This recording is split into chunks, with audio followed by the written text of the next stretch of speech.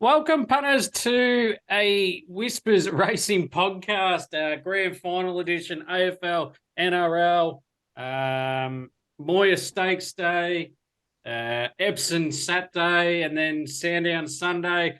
Mate, it is action-packed, and Matty is here to join us as always. How are you, Matty? Going well, Worm. How are you, mate? Yeah, good. Just absolutely fluffed the start, so we're off to a good start here. Mate, what a weekend. It's going to be an absolute cracker. Oh, mate. Oh, you get to a Thursday night and you don't know where to look. Friday night into Saturday, into Sunday. Wow, it's epic. Absolutely epic weekend for those who love their footy and those who love their racing. Yeah, 100%. I can't wait. It just Friday, Benalla Cup and Coleraine Cup to just get us oozing into Moonee Valley. Grand finals, seeds 1 and 2 in both AFL, NRL. So, yeah, we're in for a cracking weekend. I just can't wait to get started. I don't know where to start, Matty. Where do we start? Oh, you've got to have a look at Friday night, which I'm sure you'll do for us. I haven't had a chance to have a look at Friday night just yet. So the community will get my thoughts tomorrow. I'm sure there'll be a couple we can find, especially after filling our pockets up on Monday night Brownlow. The community did exceptionally well. There was one specific live punter who lined his pockets and lined the community's pockets up very nicely. Yeah, good segue, Matty. You are born for media right now. Yeah, if you want to be part of our Whispers WhatsApp group, please get involved, guys. DM one of us. As Matty said, Brownlow was absolutely phenomenal. It just heated up. People were just dropping bombs everywhere. Matty was betting on to get a vote and lobbed several multis. Yep, a couple of other guys told us to get on Neil at 10's live betting. I chimed in surprisingly with a couple of little top team multis and over unders. So yeah, if they didn't have a fill up on Monday, we can't help anymore. They need help. Well, there's a few people who've got some Lockie Neal multis, the double going. The Lockie Neal double going. Yep. Brownlow into Norm. Do you know anyone that would have that? Yeah, we do, and I've already told him to lay Lockie Neal for the Norm. We get a bit excited, and yeah, it was. Yeah, there's a few of us. I've got a live multi going into Collingwood into Penrith, so yeah, yeah, it was a cracking Monday. So if you want to get involved, it's only going to heat up with Saturdays and Friday nights and Sundays. So please DM one of us, get involved. More importantly, if you're a first-time watcher, listener, please click the subscribe button, YouTube, any podcast platform.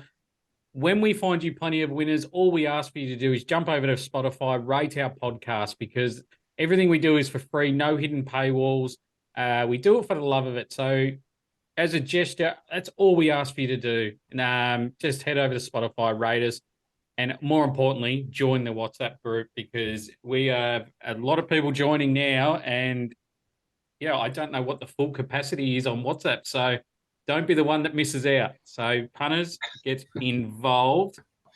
We'll start with the Norm Smith. Since it's grand final, I reckon a lot of people want Norm Smith bets.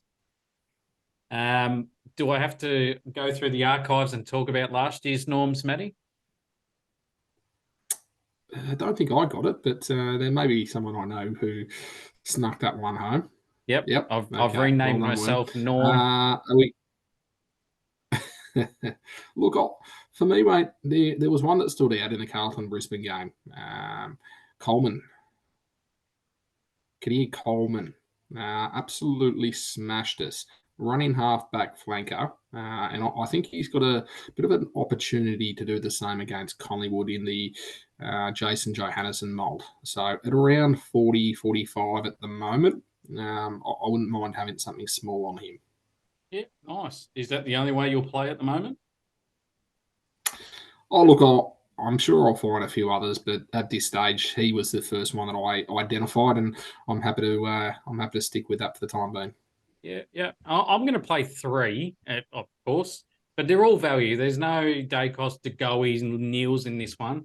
I'm going to go Scott Pendlebury if Collingwood win. He had 31 touches the last time they met in round 22, and he had 26 touches in April with an 89% disposal efficiency. I think he flies under the radar with how he goes.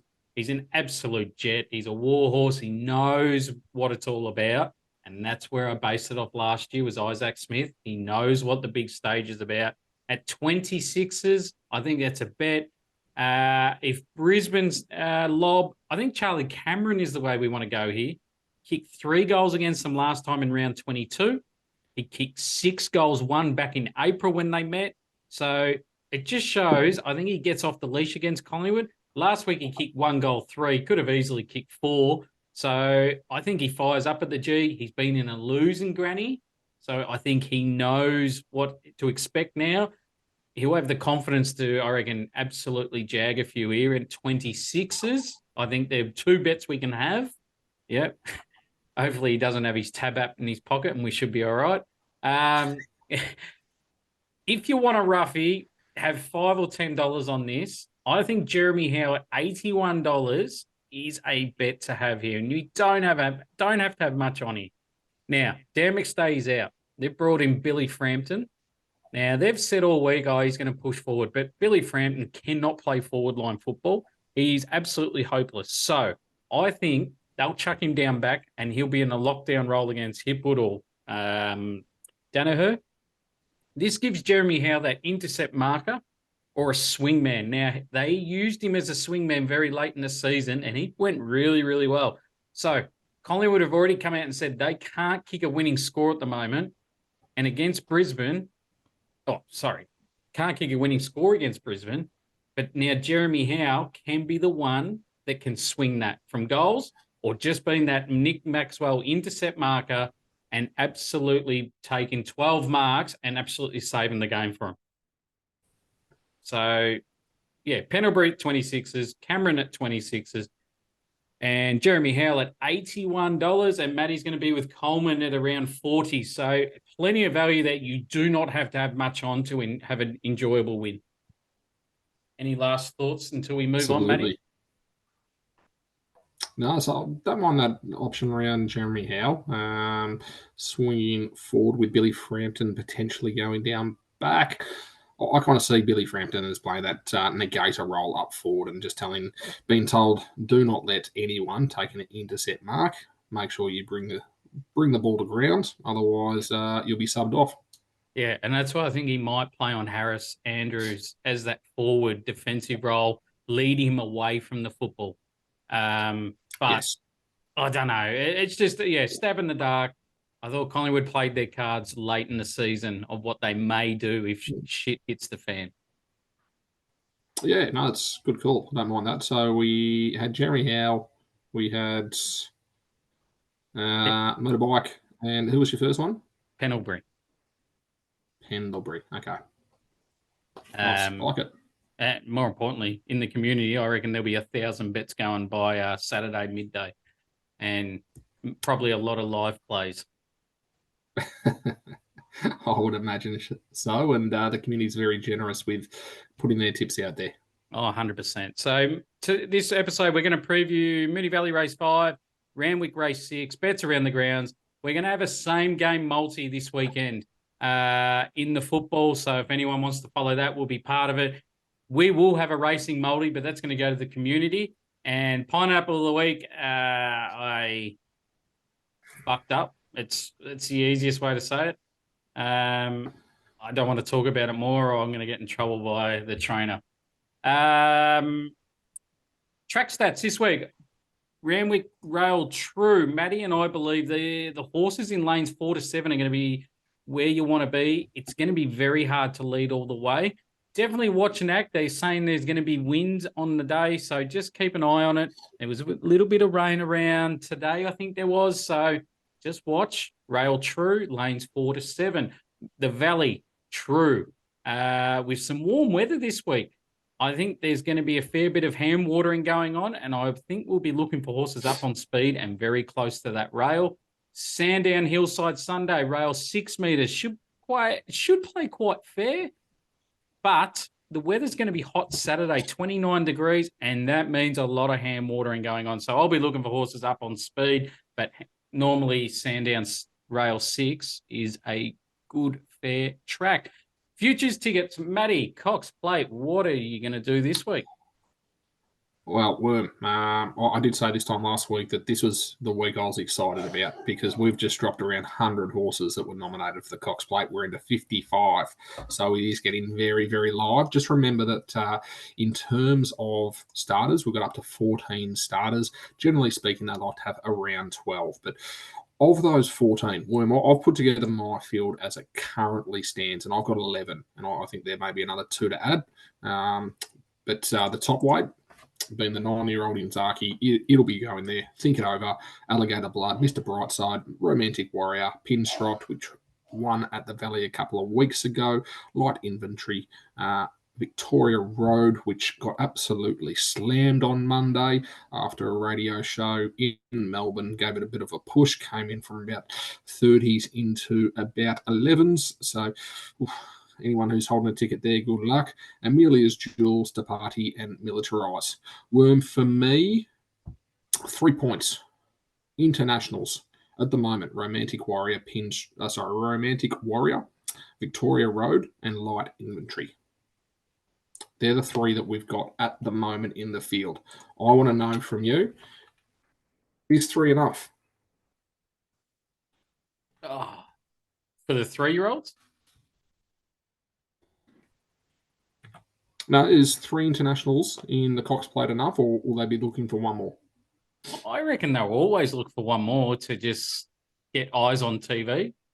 Okay. If there's one more, for me, it's going to be Buckaroo. Buckaroo, around about $51 at the moment. Joseph O'Brien. Now, the thing with this international Worm is actually rates better than what Victoria Road does, who's currently $11 in the market. So if they do want one more international, I think it's going to be Buckaroo. And $51, if Victoria Road is paying 11s, this might be paying 51s for very long Worm. Point number 2. Sorry, Worm, go on. You absolutely caught me off guard with this Buckaroo, and I've just had a quick look at this form. It's beaten Victoria Road. It's got a better rating. It's finished alongside Light Infantry. And you're saying it's $50? Yes. All right, you keep talking, and I'm going to pinch a bit. All right. Okay. Well, before or while you're doing that, I want to know 3-year-olds. We've got Stapati and Militarise, who both won last weekend, going towards the Guineas, and you'd expect they go toe-to-toe. Do they both get an invitation to the Cox Plate? Well, I'm not going to bag Stapati because Rick McIntosh goes on social media and bags the shit out of people because he's an owner of it. So anyone that bags it, be very careful. He's not talking to the people on Get On, and that's a serious thing. There's been words. So there you go, punters. So back to your point, obviously Militarised, Stapati is the obvious seed 1 and 2 for us. I think they do run 1 and 2. It's just how far apart they are in the Guineas. If they finish under a length and it's a 2-horse war between them, I think they both get an automatic entry. Okay. All right. They're both in the field at the moment. And then we're a couple of horses on potential. Alcohol free racing this weekend. Targeting an Everest, but they've still paid up, Waterhouse and Bott, for a Cox Plate. Yeah.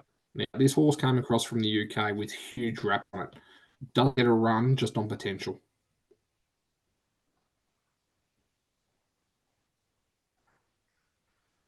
I don't know. How do you say you want an Everest slot, but you're still paying up for a Cox Plate?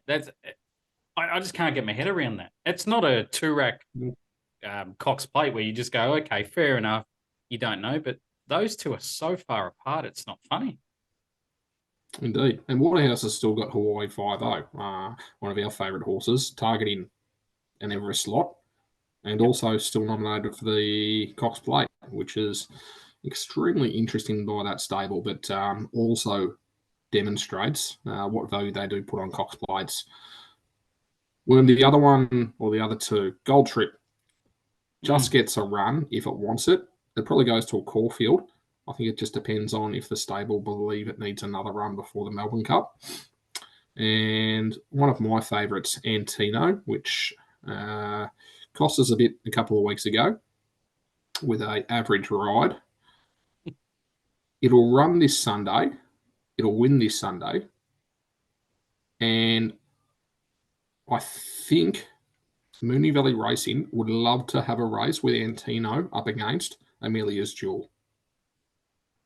So I'm still not writing off the possibility for Antino, the horse from Queensland, going toe-to-toe against Amelia's Jewel in a Cox Plate. So for me, William, I think that's the field as it stands. It's currently at 11. I think Gold Trip gets a run if it wants it. And then from there, if they want another international, it'll be Buckaroo. And then if Antino gets the win on the weekend, they'll strongly consider putting that in the field as well. If that's the case, I think only one of the party and Militarized get a run. And that will be your field of 12. Wow, wait. Interesting to see how close to the mark you are. I reckon you should get rewarded if you're close. I won't be close. I will be spot on with this, mate. My We'll be apologies. absolutely spot on. My apologies. Now, Yeah. in terms of the $100 win, Yep. $12.50 went to Lindemann, gone. Yeah. $5 went to Tougaloo, gone. We've still got $10 on Antino. Yep. And we're going to have $10 on Buckaroo today at 50s. So that'll be our second.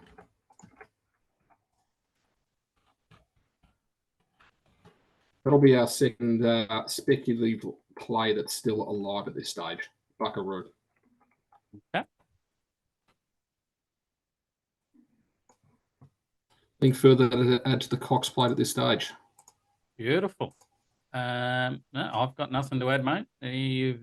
All right. I just can't wait. Caulfield Cup. I'm just waiting for you to launch. I'm actually quite interested when you are going to launch, and you're not giving any clues away, which is good. No, mate. I just want to make sure I've got half the pot available, and then we will be launching. I've quite clear in terms of the strategy I'm going to be taking, and I just want to make sure we've got a couple of odds. And I think Antino and Buckaroo are the two that I'm quite keen to make sure that to get a run. At the moment, I haven't even got either of them in my field.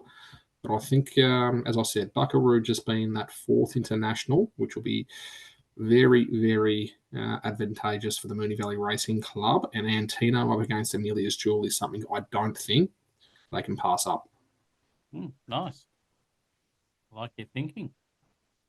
All right. Caulfield Cup. Well, you obviously know I've spent my 100. I got a bit greedy. So just an update with those bets we've had. We've had a few. Without a Fight, tracking nicely. Huge run last Saturday. Straight into the Caulfield Cup now, so that's fine. Valiant King, bit disappointed in. Needs a lot of luck to boost its order of entry. I think it's around 34 at the moment. J Carr's been booked to ride. Now, I don't reckon it gets a run, Matty. I think this one might have to come on your radar as a late entry. I reckon Joseph might pay up just to get a run to then go into the Melbourne Cup. Okay. West wind blows. It's fine. We're tracking nicely. Breakup. News reported. Damien Lane's booked to ride. Tick. Like that. Kovalika runs this Saturday in the Epsom. I think this run tells us what happens. If it's spelled, moves towards the Caulfield Cup, or it stays for the Golden Eagle.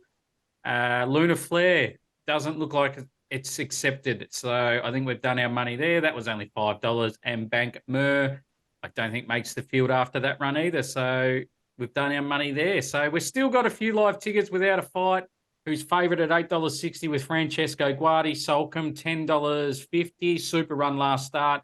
I just wonder if they will go to the Cox Plate in over the Caulfield Cup. I know Waller wants Caulfield Cup, but I know the owner wants Cox Plate. So, Matty, there's another one I want you to keep on your radar.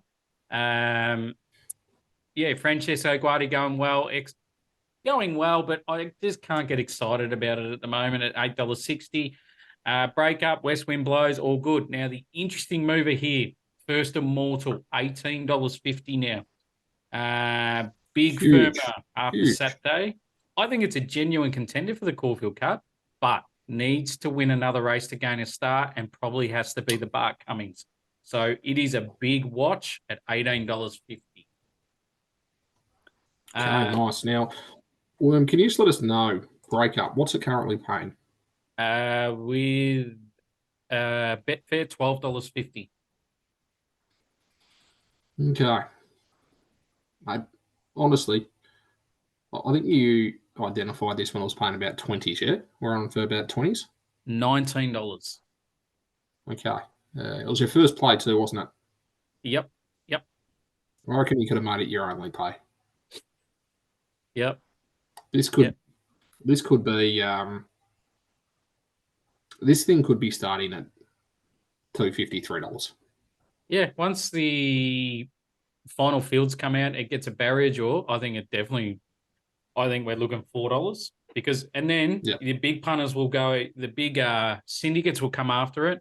First up, international trainer, it goes at like 50%.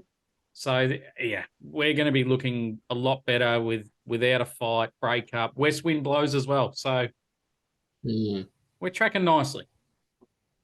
You are tracking nicely. You're going to have quite a few live plays. Yep, quite a few. All right, we'll move over to this weekend's racing, Moonee Valley. I'm going to preview the race 5, the Bill Stutt Stakes, 1,600 metres, Group 2, which will normally end up into the Guineas, Caulfield Guineas. It's normally a good segue. Tijuana came out of it last year, went okay in the Caulfield Guineas, but going like a busted now. But it's always a good form. A lot of good races, good horses come out of them from memory. All right, so odds. The favourite here is Griff, $3.40. So if you're a Back to the Future fan, there's your omen bet. King of Fighters, $4.40. Verdad, $5.50. Fist of Fury, $7. Autumn Angel, $8. Mojav Desert, $8.50, and you can have 26 the rest. Speed map here, I've got Verdad should lead and find the rail. I feel King of Fighters will sit outside leader. Deadly Press and Mojav Desert camping behind the leaders. I have Limburg 3 wide, no cover, with Griff camped behind it with cover. Fist of Fury, Autumn Angel, they will be together, 2 pairs back.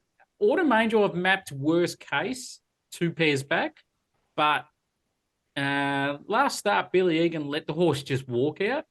So I don't think that's going to happen again. So best case, right behind the leaders, but worst case, 2 pairs back. I don't think you want to be sitting behind Deadly Press at 150s as your one to get you into the race. So be interesting. I think this is a 2-bet play for this race because we will start with the main bet, King of Fighters, dual nommed for today, for Friday and Sunday. So this is why it's two bet. Watch the replay of this. This horse should have won. Ollie was taking runs and gaps that wouldn't appear. Some reason they went back last start. When it was the first 2 starts, they've just rolled forward. If they roll forward, this horse can win. It's finished second to Southport Tycoon, who finished behind Sapati on Saturday. So the form's held up well there. Dean Lane goes on board here on King of Fighters, and I'm confident he puts this into the race just like D Lane loves to do. The saver, I've got to be with Autumn Angel. I launched at this horse last start, and I thought it was just a jockey error. He let the horse walk out, and he put it further back than it needed to be, but ended up to be okay mid-race. Then the horse was tracking into the race with the best momentum in the race and ran into a brick wall and had to wait for a few strides. And so it's very hard to pick up your horse again and gain that momentum and go again. Finished off well. Some might say it had its chance, but I thought it was unlucky and should have won. Fist of Fury was the winner out of that race, is in this race. Barrier 1 is a slight concern, but I feel Billy Egan will not make the same mistake and let this horse walk out. Hunt's up behind the leaders. $7 is a price I want to have and a saver on. Mojo Desert was second up here and went well. But what shocked me was a Waller second up horse was back 850 into 550 off an unlucky race in the maiden at Warwick Farm. Someone knew something, and I thought it went well. Must respect this horse. Matty, any thoughts? You covered that exceptionally well. Look, I had a close look at Griff and also Fist of Fury, both last others, which make it a little bit more attractive. I thought Fist of Fury was going to be the one that got the run of the race here. Jai McNeil on board, ran number 8. Likes to sit in the first 4, kind of that 1-1 spot.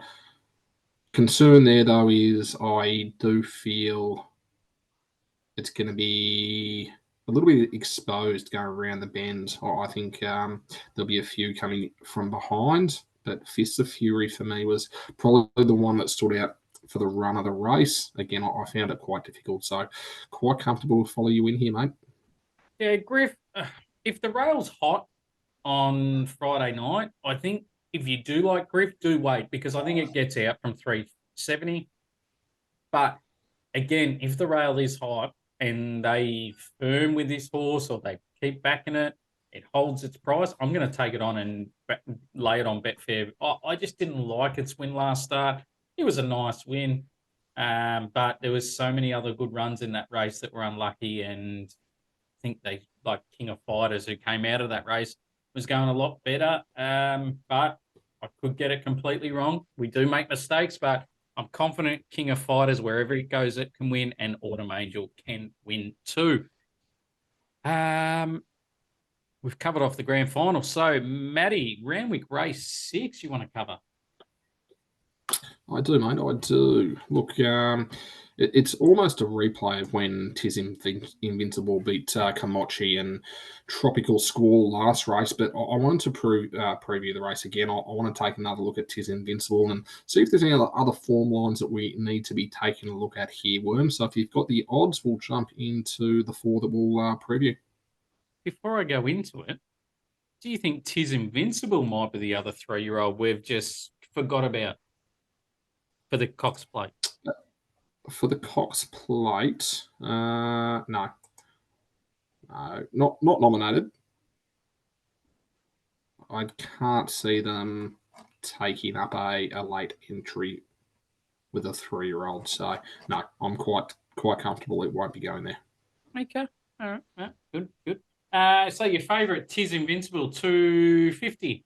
Kamachi, $5.50. Tropical Squall, $7. Molly Knickers, $7. Tuta La Vita, $11. Unique Ambition, $11. French Endeavour, $13. You can have 31 plus the rest. Perfect. Thank you, mate. The market's got this pretty much spot on. So in terms of the speed map, I think Tropical Squall, it'll go forward. I think Hasty Honey, it'll go forward as well. Probably sit behind or just on the outside of Tropical Squall. And I think a horse that I will mention, Tis Invincible, the jockey, Zach Lloyd, has only got one option, and that's to go forward as well. So I think that's where you'll find the speed. Kamachi, great run last start. It'll be around the mark again here. I just can't have it on top of a few others. Tropical Squall, look, it's going to be out in front, and I'd imagine it'll be sticking on quite strong. I expect this horse to be going to an Oaks later on this spring. I think it's paying around about $13, $14, $15 at the moment. I'm expecting it to run quite well here, and if it does run top 3, you might just see that wound in a little bit further. But Tropical Squall going towards an Oaks, that's where I see it heading. Molly Knickers. Now, this is the different form line that I was referring to, Worm. Moody horse, Jamie Carr on board. Look, Worm, I just keep going back to that race at Caulfield in July. Christine Heffer on board, and it looked like she was going to fly off the horse when she hit the go button. She was just shocked. She was looking around just going, is any other horse doing exactly the same as me? No, this is easy. This is easy. Jamie Carr on board, I think will be able to manage that exceptionally well. What we do know about this Molly Knickers is it's got an amazing acceleration. Now, the only reason why I didn't have it on top, we mentioned it just around that speed map. From barrier number 1, it does seem a little bit awkward with the rail in a true position. And for that reason, Worm, I do have Tiz Invincible on top. Now, at the start, I mentioned it's a little bit similar in terms of a race replay to when it did beat Komachi and Tropical Squall home. Zach Lloyd has been riding this horse absolutely sensationally. I expect that to continue. They will go forward. They'll probably be sitting in the 1-1 or 2-1 spot, which is the perfect spot to be. Come the bend, it'll keep its momentum. It'll be able to come into about that lane 6 or 7, where that's where you want to be on the weekend up in Sydney. I don't see anything else getting the better of it that has already raced against it. Molly Knickers, I'll be interested to see what Jamie does from barrier number 1, but Worm, I do have Tiz Invincible on top. Okay. One thing I took out of, I was watching Channel 7's coverage 2 starts ago when Tiz Invincible won. J-Mac was on, and after the race finished, he goes, I want to be on Unique Ambition next start. Surprise, surprise, he's landed on it. It's been well supported. I thought, beautiful, no one's going to write this one down. I'll just keep it to myself. It was a hit and run. Chad Schofield absolutely slaughtered it and had no luck whatsoever. And then I went back to its first up run, wasn't in the A ground, ran second. It's $10. Oh, no, $12, sorry. It's probably a 1x3 play. But again, Molly Knickers, I really want to be with.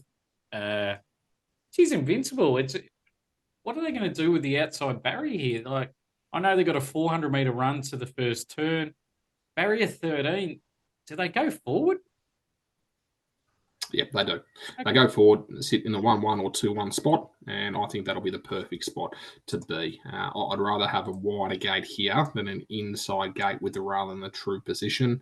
And with a horse like Tiz Invincible, if it does find it back, sitting in that 2-1 spot, coming around the corner, as long as it maintains its momentum, it'll hit the go button at around about the 350 mark, and it'll be very, very hard to beat. As I said, Molly Knickers has got an exceptional last 300 metres. So if that gets some clean air, it could challenge Tiz Invincible. Yeah, and for some reason, every time there's a horse first time at the distance, jockeys like to be really conservative and make sure they run the trip out and make sure they don't gut bust it. And yeah, that's why you see a lot of slow tempos, I reckon, in like especially this age of horses. They're just too scared, the jockeys, because they'll get sacked. It's such a brutal industry they're in. And yeah, if Zach Lloyd rolls forward here, mate, he could be completely on the money.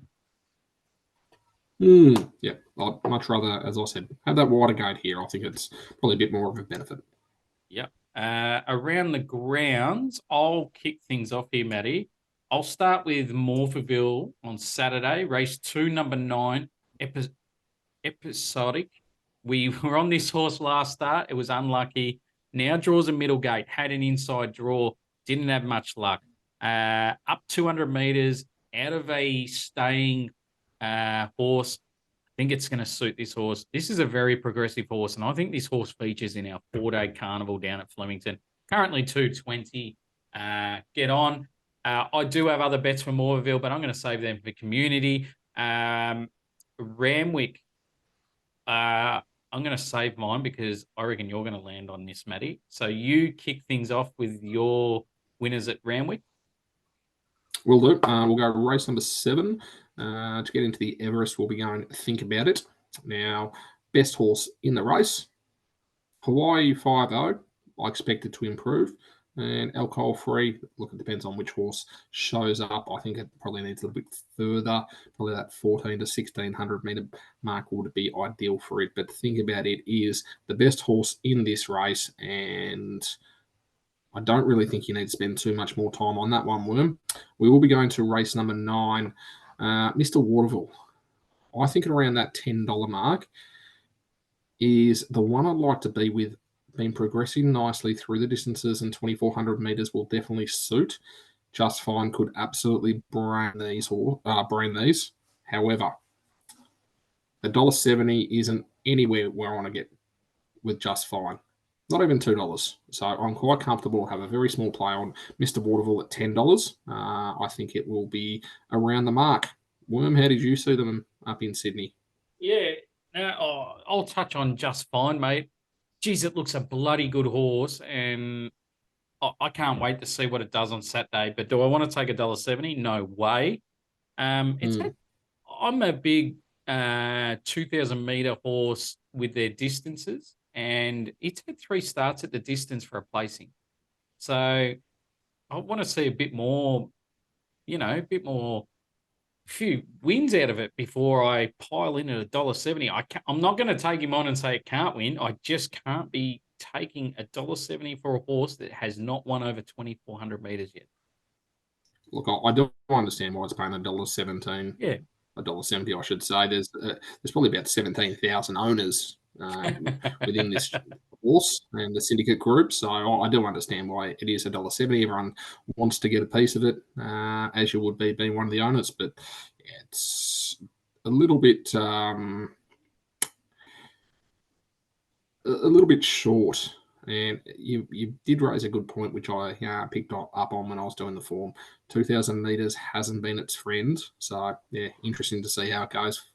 Yeah. And Gay Waterhouse, so she would have told the owners that it would be winning. But, yeah, can't wait. I hope it wins by 4 and we see a potential Caulfield Cup / Melbourne Cup horse on the rise. But, Absolutely. yeah, if you like anything outside of that, play first fours trifectas, because if it gets rolled, it will pay phone numbers. That's how open it is. So good luck on that. 100% with you and think about it, mate. I think it just wins. Take the price now for the Everest, because it's $4. When it wins on Saturday, it's probably going to be into 2s come Everest time. Yeah. But back to this Saturday, it's had 2 good jump outs, and I thought they were very good, tracking nicely for this. And let's be honest, the names it's up against, yes, they look good to the eye, but they're not much depth to it. So that's why I think we've got to think about it and take it in the Everest now. Podcast favorite, we know for Hawaii 5-0. Matty, you've mentioned it. I know they're looking for an Everest slot, but looking at its first up run, it's screaming for 1,400 meters plus. Up 100%. 100 meters here, but I'll take him in Quinellas with think about it and give him a cheer, and could be completely wrong, and we're making him our number 1 horse for the Everest after Saturday. But yeah, think about it. Seed 1 wins. Very nice. Pineapple. No, mate. I'll take us up to Queensland just quickly. Race 3 up there now. Horse that I jotted down after last start, Insta Good in race number 3. Could be an unbeaten horse. It's had 2 wins and a placing. In an 8-horse field, I'm going to be taking $2 a place. The favourite, I think, looks quite strong in this. Instagood's paying $6 a win, $2 a place. I think it's very generous, the offer of $2. And I'll be including it in my multis, but I'll also be having a straight out bet on Instagood, the place at $2. And I'm quite happy to do that earlier on, just in case of any scratchings. Obviously, we'll get the deductions, but we'll still get down to the 3rd dividend. Instagood, race 3 at Eagle Farm. Well, I'm just going to tip across to Sandown on Sunday. So this is a horse, you mentioned the Pineapple. This is the horse that would have been the Pineapple, but you and I know that we cannot have a Pineapple that pays less than $2. I think this starts less than $2. One of my favourites, Antino, will be in rounds and will be winning. So what I suggest everyone does, any multis that you have, Yep. whether it be grand final, whether it be Friday night, whether it be Saturday, just make sure you put Antino in, just to make sure you double that multi. because this horse will be winning, and I expect it to be going to a Cox Plate. So Antino, $1.80, Sandown gets the job done. Well, there is. I thought you were going to drop the M word, and I thought, geez, there's going to be a lot riding on this horse on Sunday at 4:15. But no, I 100% agree with you, mate. It's $1.76 top odds at the moment with Boom Bet. Yeah, I think it starts at $1.50, and it's going to be in everyone's multis. All right, Matty, pineapple time. I give you the tip: don't go anywhere near Mick Price horses.